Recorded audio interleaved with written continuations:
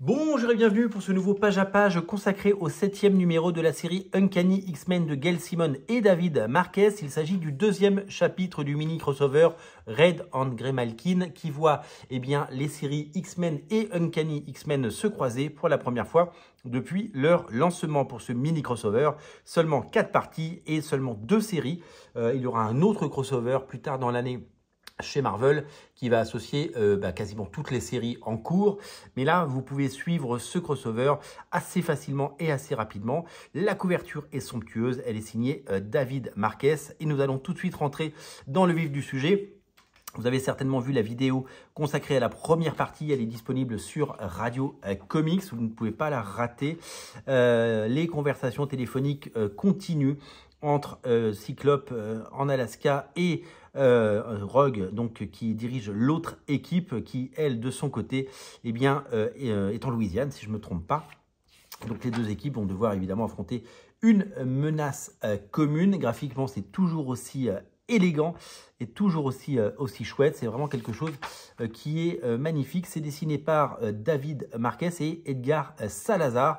David Marquez qui avait dessiné quasiment tous les premiers numéros et qui a droit à un petit peu d'aide, non seulement de Edgar Salazar dans ce numéro, mais également de Javier Garrón dans le numéro précédent et dans le prochain, mais on aura le temps d'en reparler. Regardez-moi la beauté de ces pages. Cette équipe des Uncanny X-Men, elle est vraiment hyper séduisante, avec évidemment tous les nouveaux personnages que vous avez découverts, les nouveaux protégés des X-Men, mais bien sûr cette équipe composée de Malicia, Rogue, de Gambit, de Wolverine et bien sûr de Diablo, Nightcrawler, Jubilee également pas très loin.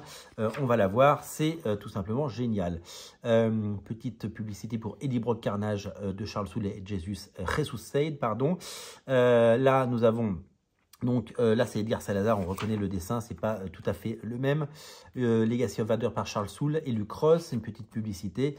Donc voilà, 2 dessinateurs pour pouvoir produire l'épisode. Je vous rappelle que la priorité numéro 1 des éditeurs de comics aux États-Unis, c'est que le numéro sorte en temps et en heure. C'est une industrie, ce n'est pas un art, même si les X-Men, on les adore. Donc les X-Men vont se retrouver à Salem Center, là où l'école du professeur Xavier a été transformée en centre de rétention, notamment pour le prisonnier X que vous allez découvrir.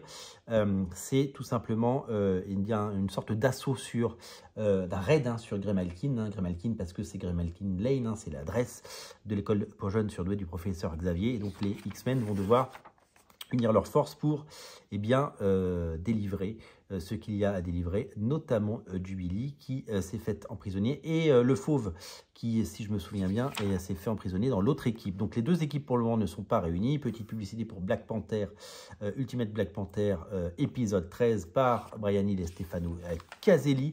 On revient avec le dessin de David Marquez qui est quand même beaucoup plus élégant et ça y est, les deux équipes sont réunies pour le plus grand plaisir de tous et bien sûr pour notre plaisir total puisque évidemment on aime les X-Men comme ça, qui s'affrontent évidemment, parce qu'ils sont d'abord pas d'accord, et en plus il y a des nouveaux mutants qui ne sont pas forcément très connus de Cyclope et des autres.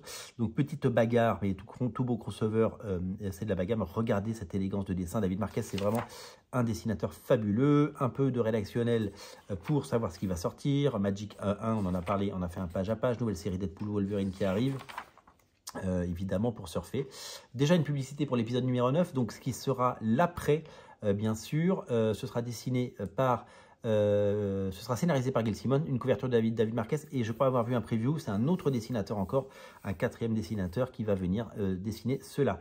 Les prisonniers Jubilee et le Fauve, eux, essayent de se libérer, et donc les mutants commencent à s'organiser, puisque vous voyez, ça y est, l'équipe est unifiée, les X-Men sont à nouveau ensemble pour une menace commune, mais en phase 2, il y a une équipe redoutable avec le Blob, avec Sirène et d'autres personnages. Ultimate Wolverine numéro 1 est sorti et on en a fait un page à page, je vous invite à le regarder sur la chaîne. Et publicité pour les West Coast Avengers, nouvelle série de Jerry Duggan et Danny Kim.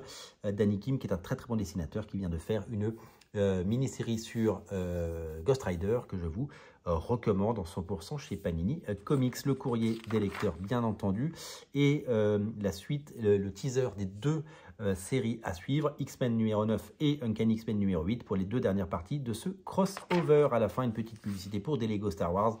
Ça ne mange pas de pain. Voilà pour ce page à page consacré à X-Men, Uncanny X-Men numéro 7. On se retrouve demain pour parler de X-Men numéro 9, donc la troisième partie de Red on Grey Malkin. Je vous remercie et je vous dis à très bientôt pour de nouvelles émissions. Merci d'être aussi nombreux à les regarder et n'oubliez pas de vous abonner à Radio Comics.